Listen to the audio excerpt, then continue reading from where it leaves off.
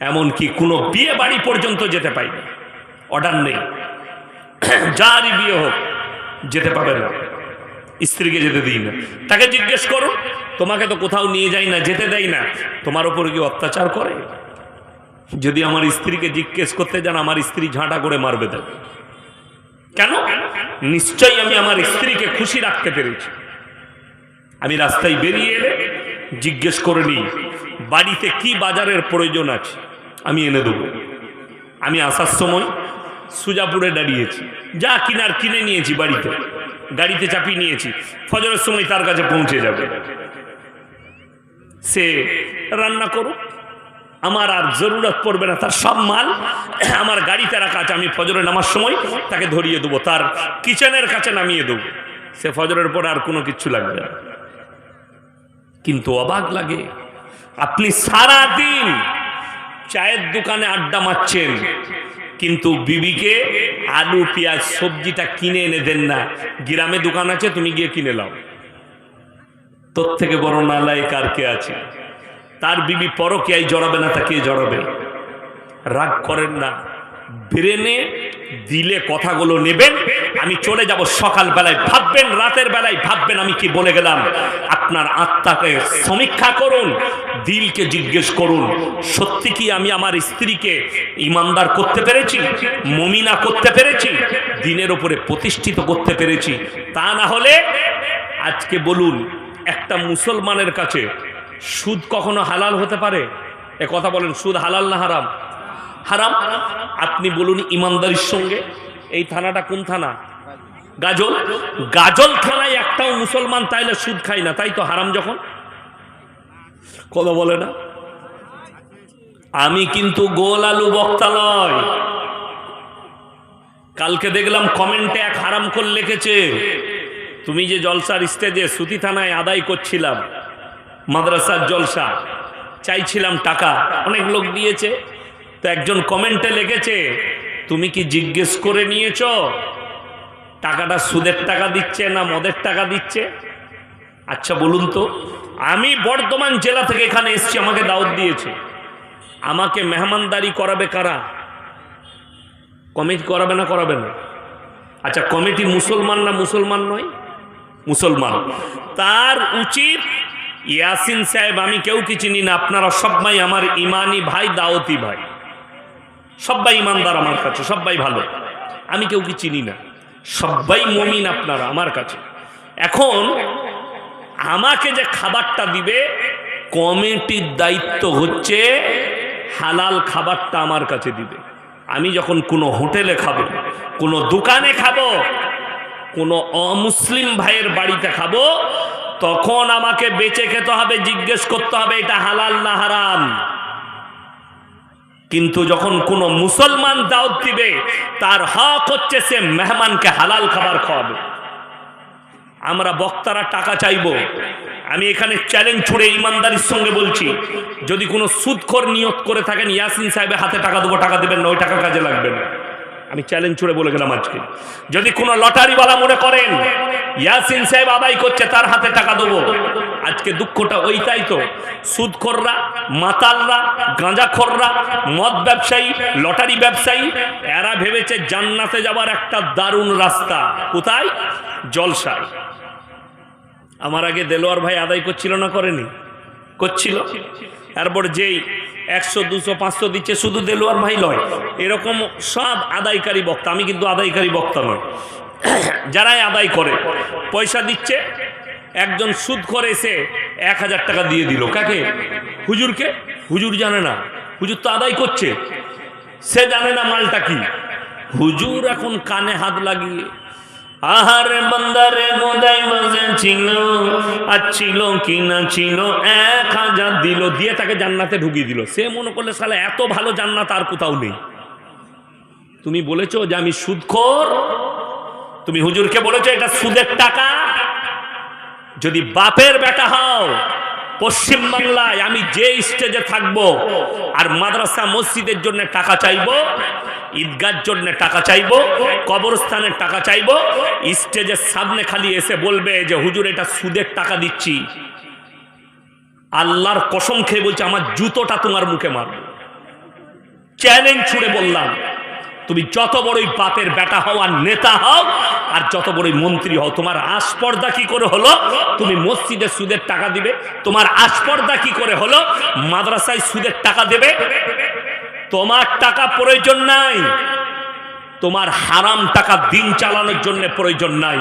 একটা গরিব মানুষ আলু ব্যবসা করে, চাষ করে খায়, সেই লোকটা যদি 1 টাকা দান করে আর একটা সুদখোর যদি 1 কোটি দান করে, আল্লাহর কসম করে বলছে এই 1 টাকাওয়ালা জান্নাতে যাবে, কিন্তু সুদখোরের হারাম করে দান কবুল হবে না আল্লাহর বারগাহে। চ্যালেঞ্জ এটা। তোমার কোন জায়গায় আঘাত লাগবে, ঘা হবে আমি জানি না। সুদ হারাম, শুধু হারাম নয়, আমার আল্লাহ কোরআনে বললেন ওয়াহাল্লাল্লাহুল বাইয়া ওয়া হাররামার রিবা, যারা সুদকে আমি হারাম করেছি, ব্যবসাকে হালাল করেছি। যে ব্যক্তি জেনে শুনে সুদ খেলো, এই লোক আল্লাহর সঙ্গে যুদ্ধ ঘোষণা করলো। ইমানদারির সঙ্গে বলুন তো, যে লোক আল্লাহর সঙ্গে যুদ্ধ ঘোষণা করছে, এই লোক কখনো মুমিন হতে পারে? কথা বলেন, এই লোক মুমিন নয়। যে ব্যক্তি, এখানে হাত তুলে বলুন তো কে জানেন না মদ স্পর্শ করা হারাম? কথা বলে না, জানেন না? জানেন না? জানেন তো। তাহলে মুসলমান, আপনাকে আমি গাজল থানায় দেখিয়ে দেবো। গাজল থানায় মুসলমান মদ পান করছে, মদ বিক্রিও করছে। ঠিক বললাম না ভুল বললাম? শুধু গাজল থানায় নয়, গোটা পশ্চিম বাংলায় প্রত্যেকটা থানায় দেখাবে। আপনি কদুবাড়ি মোড়ে চলুন, গাজল বাজারে চলুন, আমি আপনাকে দেখিয়ে দেবো মুসলমান লটারি বিক্রি করছে। শামসি বাজারে চলুন, হরিশ্চন্দ্রপুরে চলুন, সুজাপুরে চলুন, কালিয়াচকে চলুন, ধুলিয়ানে চলুন, উমরপুরে চলুন, বেলডাঙ্গায় চলুন, কলকাতা পর্যন্ত যতগুলো বাজার পড়বে আমি দেখিয়ে দেবো মুসলমান কাউন্টার লাগিয়ে লটারি বিক্রি করছে আর মুসলমান লটারি কাটছে। কিছু যদি টাকা আসে, লটারি বিক্রি যদি করে আমার যদি যেন ব্যবসা চলে। অথচ রাসূল সাল্লাল্লাহু আলাইহি সাল্লামের হাদিস, যারা নিজেদের সন্তানের মুখে হারাম খাবার তুলে দিবে, তাদের সন্তান কোনোদিন নেক সন্তান হতে পারে না। আর পৃথিবীতে জীবনে যতগুলো ভাই আছেন, মা বোন আছেন, শুনে যান, 3টে জিনিস যদি পৃথিবীতে কেউ রেখে যেতে পারে, কিয়ামতের সকাল পর্যন্ত আপনি কবরে শুয়ে শুয়ে নেকি পাবেন। জোরে বলুন সুবহানাল্লাহ। নাম্বার 1, নেক সন্তান। পানির বোতলটা দেন তো। নাম্বার 1 হচ্ছে নেক সন্তান। নেক সন্তান কেমন? আপনি মারা যাওয়ার পরে আপনার সন্তান যেন এমন মুমিন হয়, এমন দিনদার হয়, আপনার জানাজার নামাজটা পড়াতে পারে, কবর জিয়ারত করতে পারে, আপনার জন্য দান খায়রাত করতে পারে, আপনার জন্য দোয়া করতে পারে। নামাজ পড়লো এশা, আর আল্লাহকে বলল, আল্লাহ গো, আমি তো 5 ওয়াক্তের নামাজি, গুনাহগার, আমার আব্বা দুনিয়া থেকে চলে গেছে, আমার আব্বাকে তুমি ক্ষমা করে দাও। রেওয়ায়েতে আছে, হাদিসে আছে, চোখের পানিটা গালে গড়ানোর আগে আমার আল্লাহ দোয়াকে কবুল করবেন। জোরে বলুন সুবহানাল্লাহ। অথচ আপনি আপনার সন্তানকে তৈরি করতে পারেননি। বিসমিল্লাহ। আপনার সন্তান নামাজ তো দূরের কথা, বাপের কবর পর্যন্ত জিয়ারত করতে জানে না, বাপের জন্য দান করতে জানে না। এইটা হচ্ছে 1 নম্বর সাদকা। কোন মা বাপ সে যদি নেক সন্তান দুনিয়াতে রেখে যায়। নাম্বার 2, জীবনে বেঁচে থাকতে, এই দুনিয়াতে বেঁচে আছেন, নিজের জন্যে কবরস্থান, ঈদগাহ, মাদ্রাসা, মসজিদ, এতিমের বিয়ে, গরিব এতিম মিসকিন, এদের খেয়াল রাখুন।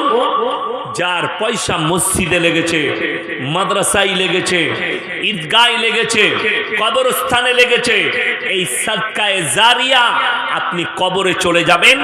কিয়ামতের সকাল পর্যন্ত যতদিন কবরস্থান বাকি, যতদিন মসজিদ বাকি, যতদিন ঈদগাহ বাকি, কাল কিয়ামতের সকাল পর্যন্ত আপনি শুয়ে শুয়ে নেকি পেতে থাকবেন। বলুন সুবহানাল্লাহ।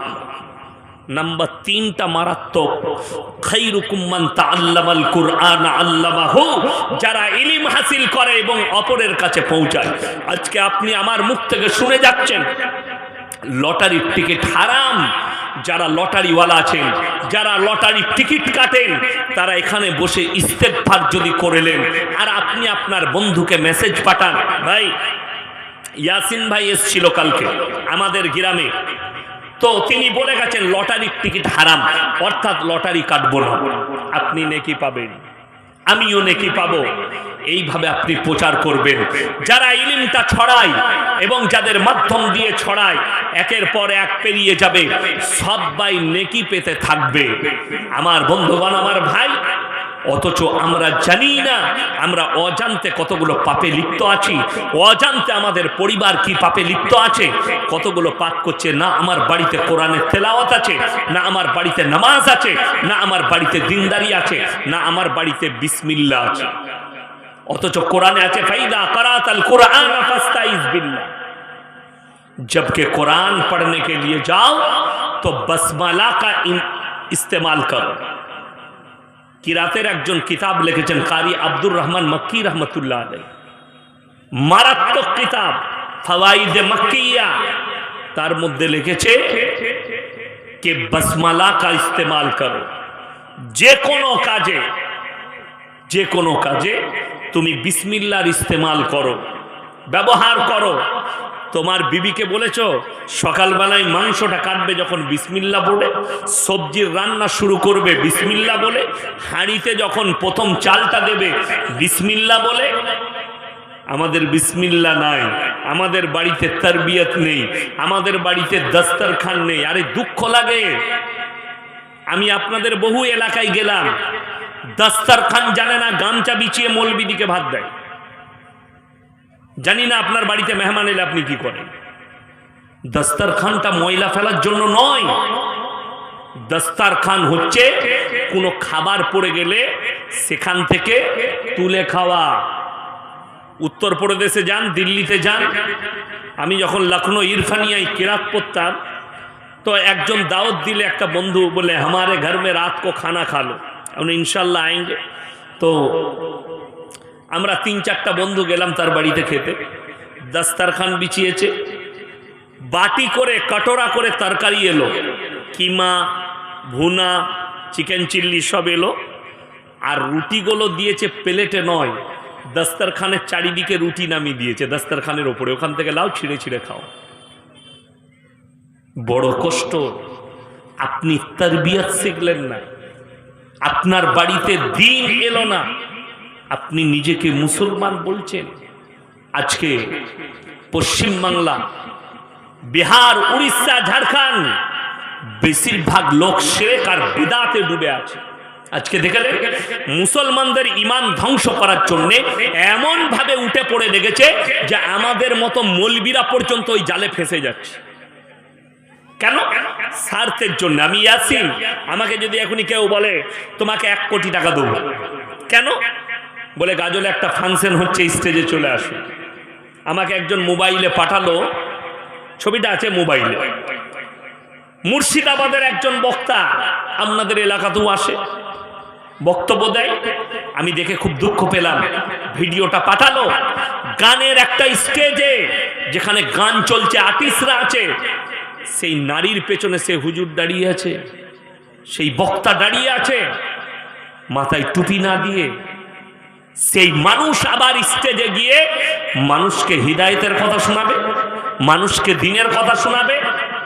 আমি দেখলাম বীরভূম ডিস্ট্রিক্টের একজন মৌলবি, নামের আগে মুফতি আছে, নামের শেষে পীর আছে, তার শেষে কাসমি আছে। কাসমি মানে দেওবন্দ থেকে পাস করেছে, তার নামের শেষে আছে। এশিয়া মহাদেশের একটা বড় মাদ্রাসা দারুল উলুম দেওবন্দ, সেইখান থেকে পাস করা। নামের শেষে পীর আছে, নামের শেষে কাসমি আছে। কোথায় দেখছি দীপাবলির উৎসবের স্টেজে তিনি সংবর্ধনা দিচ্ছেন।